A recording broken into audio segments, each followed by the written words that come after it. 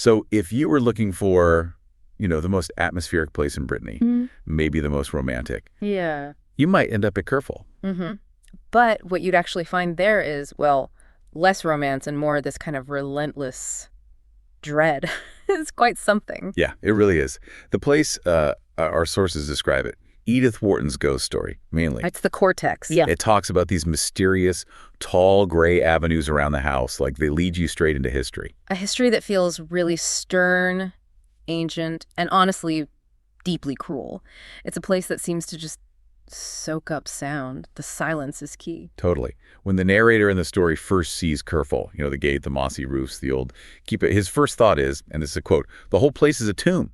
It really sets the scene. Right. So our mission today is a deep dive into this source material. We've got this modern sort of uncanny encounter mixed with this incredibly detailed 17th century legal document. A court transcript, remarkably. Exactly. Yeah. And we need to unpack the dark history of KERFOL, figure out why it's so silent and why the ghosts there aren't people, Right. but a pack of dogs. Yeah. Silent dogs. And that silence you mentioned is the perfect place to start. It really defines the estate. It does. And the narrator steps into the courtyard with all that, grand but decaying architecture around him. The silence is so intense that he strikes a match, and the sound is apparently as loud as the scraping of a brake. Wow. Yeah.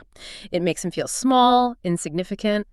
He uses terms like irrelevance, of littleness, of futile bravado. Futile bravado. I like that. It captures it perfectly. Because the silence isn't just empty, right? It feels like it's watching. Precisely. And then that watching becomes very literal. He meets the inhabitants, the uncanny guardians. The dogs. The dogs. First, his path is blocked by this beautiful little golden brown dog, a rare Chinese breed, a sleeve dog. Okay. And it's just standing there, completely silent, forbidding almost. And they don't all rush out at once, do they? That's what's so creepy. No, exactly. They appear one by one. It really ramps up the dread. So after the golden one, there's a rough, brindled dog. Looks like it has a lame leg. Okay. Then a long-haired white mongrel joins them. They just circle him, keeping this very precise distance, moving on what he calls muffled paws. Muffled pause. So no sound at all. None. That's what gets to him. Then he spots a fourth dog, an old white pointer with one brown ear, just watching him from a window. From a window. Okay, that's unsettling. And finally, a fifth one, a small black greyhound, looks timid, kind of shivering, joins the pack, but hangs back a bit. So they're not aggressive. They don't bark or growl. No, they just watch. He tries to be friendly, tries to pet the little golden one. Yeah. But it just fluidly steps back, keeps the same distance, keeps staring. He realizes, he says, their distance from him is nothing compared to his remoteness from them. That's a chilling thought. They have an almost human lassitude, he says. Yes. And this is the key phrase, I think. He says they look like they share one memory so deep and dark that nothing that had happened since was worth either a growl or a wag. Wow. Like they're carrying the weight of the whole place, the trauma of it all. You absolutely nailed it. They look like they've seen a ghost. Which, of course. Which is exactly what they are. The big reveal comes later when his host, Madame de Lanrivain, just casually tells him, there are no living dogs at KERFOL. None at all. Oh, man. So the dogs he saw. They're the ghosts. They only appear on that one specific day of the year he happened to visit. It's like history repeating itself, precisely. Okay, so that's the twist that throws us back in time, right? From the uncanny encounter to the historical source of it all. Exactly. We shift to the document, A History of the Assizes of the Duchy of Brittany, Quimper, 1702. A dry legal record. It's still amazing that a ghost story's origin is a court transcript. No. So let's meet the people involved. This is back in the 1600s. Mid-1600s, yeah. You've got Yves de Corneau, the Baron. He's older, 62, very wealthy, but stern. A great horseman, apparently, but demanding. Okay. And he marries. Anne de Berrigan. She's young, beautiful, small, oval face, high forehead, the description says, but from an impoverished, noble family. Ah, the classic setup. Power imbalance right from the start. Absolutely. And KERFOL is isolated. Anne felt incredibly alone there. Yves was known to be stingy, actually, but at first he gave her these quite lavish gifts. Like what? Things like a carved ivory junk, a silver rose with an amber Virgin Mary, but the one she liked best was a necklet. Emeralds, pearls, rubies on a gold chain. Very valuable. So trying to buy happiness, maybe? Or just showing off his wealth? But she's still lonely. Deeply lonely. The servants in the record noted her main sorrow was having no child and nothing in life to call her own. That emptiness that becomes crucial. Vulnerability. Precisely. And Eves fills that void in a way. He comes back from a trip with the first dog, that little golden brown sleeve dog. The ghost dog the narrator saw first. The very same. Anne is just overjoyed. She pours all her affection into it, treats it like the child she never had. Okay, that seems sweet initially. It is, but then she does something significant. She takes that valuable necklet, the emeralds and pearls. The one he gave her. Yes, the symbol of his wealth, his control over her in a way, and she fastens it around the little dog's neck like a collar. Ooh, okay. That feels loaded. Reclaiming the symbol. Maybe. Or just adorning her only companion. But this is where it turns dark. Eve sees her with the dog, maybe lying down with it at her feet. He smiles, but the text says, with his black brows close together. Not a happy smile then. Not at all. And he says this incredibly chilling thing, the line that echoes through the whole story. You look like my great-grandmother, Julienne de Corneau, lying in the chapel with her feet on a little dog.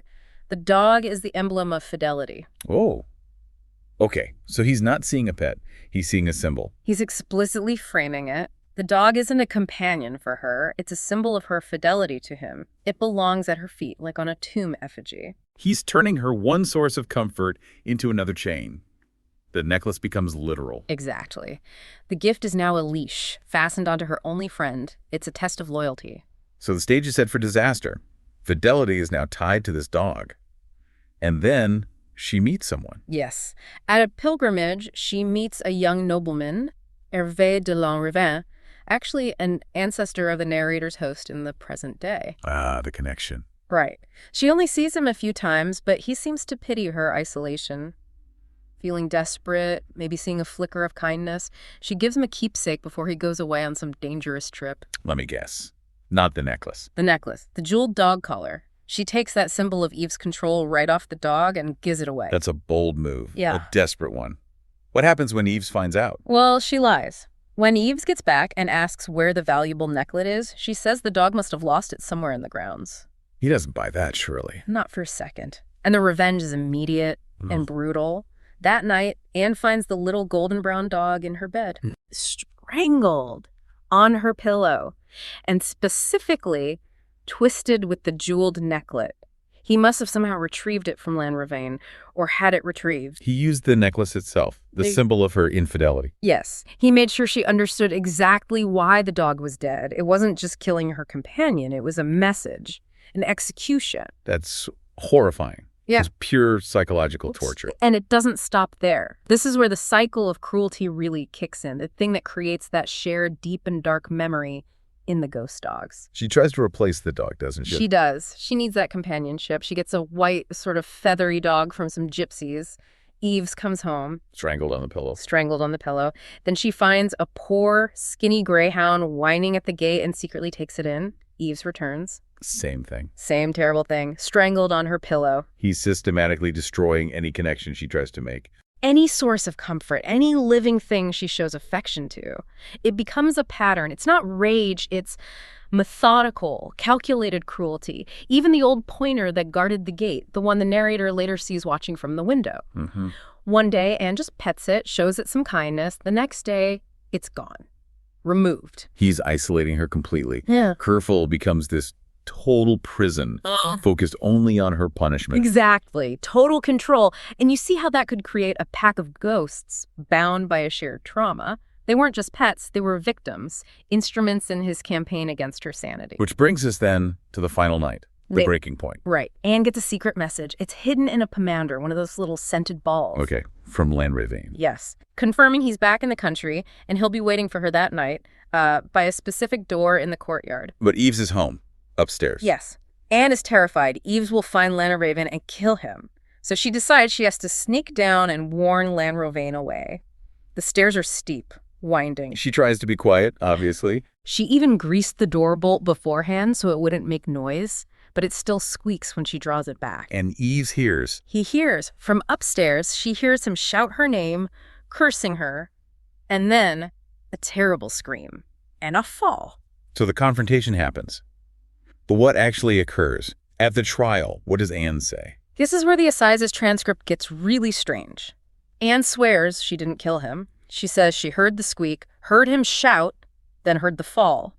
She pushed the door shut again, terrified, and listened from the bottom of the stairs. And she heard. Not Eve's, not Lanravane. She heard, quote, dogs snarling and panting. Dogs inside the house. But weren't they all? Exactly. They were all dead.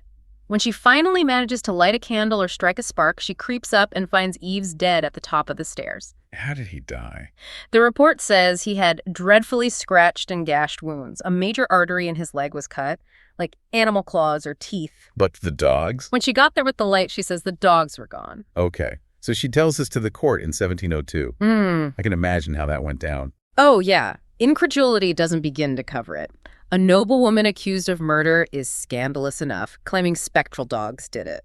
That's madness to them. It's this clash between, like, Gothic horror and dry legal process. Perfectly put. Her lawyer apparently tried desperately to shut her up, knowing it sounded insane. But the judge was inquisitive, kept pressing her about the dog she heard. Did she recognize the sound? That's what they asked. Did she recognize the barking or snarling? And this is the moment that seals her fate. She whispers her answer. What did she say? My dead dogs. Wow. Okay. So to the court, that's just confirmation. Confirmation she's insane. They declare her a harmless madwoman. She isn't executed, but she's confined to the keep at KERFOL for the rest of her life. Locked away in the very place that tormented her. And what about Lanravane? He was questioned, obviously, but there wasn't enough proof to convict him of anything. He was acquitted. Interestingly, he later became a Jansenist, a member of a very austere religious movement. The record calls his later life a gray ending. A gray ending. Fitting for KERFOL.